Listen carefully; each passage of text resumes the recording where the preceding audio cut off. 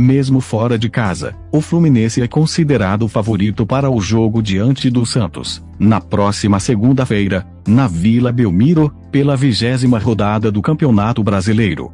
Pelo menos na opinião dos jornalistas do Grupo Globo, de 9 comentaristas possíveis, entre eles o espião estatístico, site de números, 7 foram as apostas numa vitória do Fluminense, contra uma do Santos e um empate. Tal situação, claro, já levou os internautas mais supersticiosos e bem-humorados a se preocuparem com uma eventual zica. Veja como cada um opinou.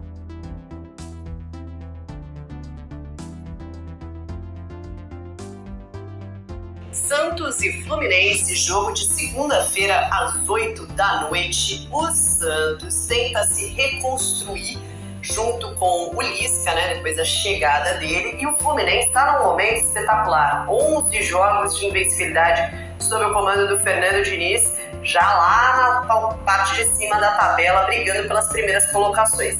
Se a gente lembrar, lá no primeiro turno, esse confronto Fluminense-Santos foi um confronto muito morno e pouquíssimo agitado. Acho que vai ser diferente nesse segundo turno lá na Vila Belmiro, porque o Fluminense do Fernando Diniz tem muito volume de ataque, cria muitas oportunidades, usa bem os seus laterais, o Caio Paulista pela esquerda, dando profundidade, entrando na área, às vezes como um atacante.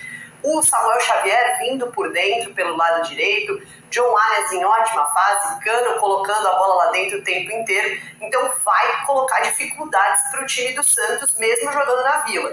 E se o Lisca normalmente tem essa estratégia de ter uma marcação muito intensa, às vezes pode até subir a pressão na saída de bola do Fluminense, vai precisar ter cuidado com as costas, né? Ser um time muito compacto para colocar dificuldades para o time do Fernando Diniz. Jogaço, segunda-feira, 8 da noite. Você tem um primeiro tempo muito intenso, muito bom. De fato, teve um momento ali do primeiro tempo que o Fluminense tinha mais de 80% de posse de bola. O Fluminense amassando, engolindo o time do Vojvoda em casa.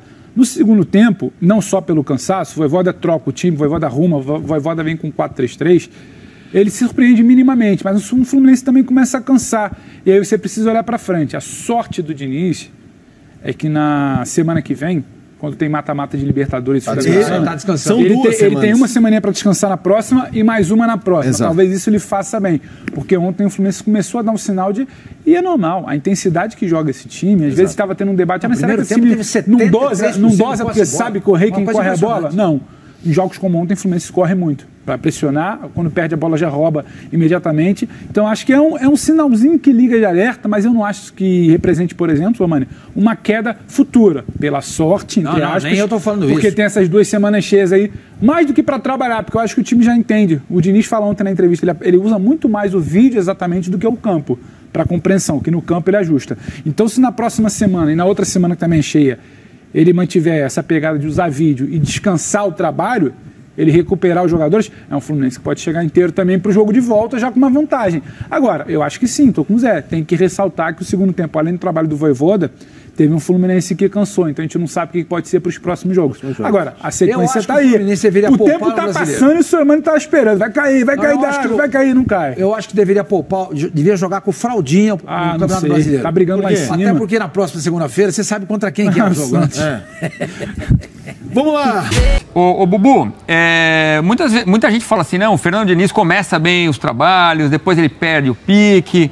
Será que agora vai... Eu sei de um comentarista dos canais ESPN que fez a previsão de quem vai chegar na final, foi Fla-Flu na final, e Fluminense campeão, não teve isso? Teve. Então você acredita no Diniz? Não, dou a cara a tapa, né? Até porque está publicado nas nossas redes sociais. Não posso negar, as redes sociais divulgaram. Nesse palpitezinho das quartas de final, eu botei o Fluminense na final ganhando do Flamengo. Então você acredita no Fernando Diniz, agora vai? Ainda acredito muito no título do Fluminense, está mais complicado para o Flamengo chegar na final agora, né? Flamengo que não conseguiu fazer, né, os 3 pontos como mandante, né? A questão do Fluminense é o seguinte, do Fernando Diniz... ele não abre mão dos seus conceitos, aquela filosofia de jogo dele, de ter o controle do jogo, de ter posse de bola. E em alguns jogos específicos, a gente cita muito a estreia dele no São Paulo contra o Flamengo de Jorge Jesus no Maracanã e a estreia dele no Fluminense contra o Palmeiras do Abel no Allianz Parque. Nesses jogos, ele caiu de paraquedas, estreou contra times que são muito fortes, ele travou o jogo e saiu com o empate, né? Agora não, ele já tem algum tempo de trabalho e ele não precisa de muito tempo, não. né? É o tipo de treinador que você percebe nitidamente o dedo dele, o trabalho dele, a influência que ele tem no tipo de jogo do time. E assim, eu tenho elogiado muito, não é só o Fernando Diniz. O Fluminense tem um bom time. A gente fala muito da espinha dorsal, você tem o Fábio, você tem o Nino, você tem o André, você tem o Ganso, você tem o Cano. Mas, por exemplo, além do Arias, né, que o Elton tão bem destacou, o Samuel Xavier está jogando muito bem. Né? Ele tem participado. Lateral, normalmente você fala assim, no time tem espinha dorsal, o lateral não conta muito. O Samuel Xavier, que já teve momentos em que era criticado pela torcida do Flu, tá vivendo um bom momento, tá fazendo boas partidas, mais uma boa partida hoje, participação na parte ofensiva. Então, eu acho, do lado da chave onde está o Fluminense, quem joga mais bola, quem para mim é o favorito, é o Fluminense. E eu digo isso antes do Corinthians tomar 2-0 do Dragão. Eu, assim, costumeiramente, a minha lógica é uma lógica assim que ela não vai só pelo dado fisiológico, pela quantidade de jogos. O futebol é muito complexo e depende muito daquilo que os jogadores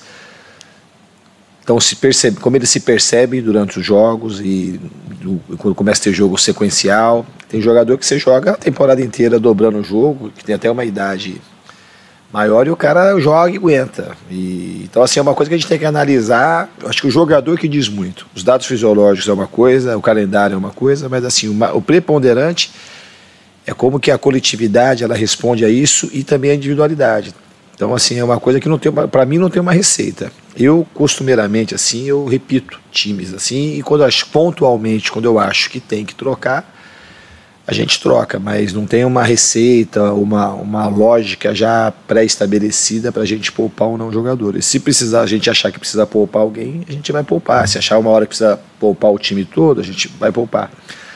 Mas isso é uma coisa, é uma possibilidade, mas não é para mim, nunca foi e vai ser uma receita. Depende muito daquilo como que a gente vai perceber os jogadores na sua individualidade e também na coletividade durante esse processo todo. A sequência de invencibilidade, para mim não é uma coisa que eu fico muito preso, assim, porque essa sequência é uma sequência que já está no passado. Ela não faz mais parte da história que a gente precisa escrever. A gente precisa continuar escrevendo história, a gente precisa se dedicar cada vez mais, melhorar a equipe, porque os adversários nos estudam e a gente também está estudando todo mundo. A gente tem o maior respeito por todos os adversários do Campeonato Brasileiro, da Copa do Brasil. A gente aqui, quando veio jogar, a gente preparou tudo o que era possível para poder enfrentar bem o Fortaleza, como foi contra o Red Bull. Então, não tem comodismo zero, a gente não pode se acomodar em nada nesse campeonato. É um campeonato extremamente difícil, as partidas elas são desgastantes, decisivas, e as equipes elas são muito fortes. Você pega esse elenco do Fortaleza, Thiago Galhardo, Lucas Lima, agora Otero, Capixaba, é um elenco assim que muitos jogadores que estavam assim nos maiores clubes do país, alguns jogadores de seleção, e se você pegar no América Mineiro tem jogadores assim, no Atlético Goianiense, então não tem jogo fácil e tá tudo muito equilibrado. Só você ver como acontece quando um time que está lá embaixo pega um time que está mais em cima, como os jogos são difíceis, como foi hoje. É um jogo extremamente duro, extremamente difícil. Assim, aqui no Brasil é dessa forma que acontece. A gente tem que procurar trabalhar, não ficar preso àquilo que a gente já fez, e sim naquilo que a gente precisa fazer para a gente poder avançar nas competições.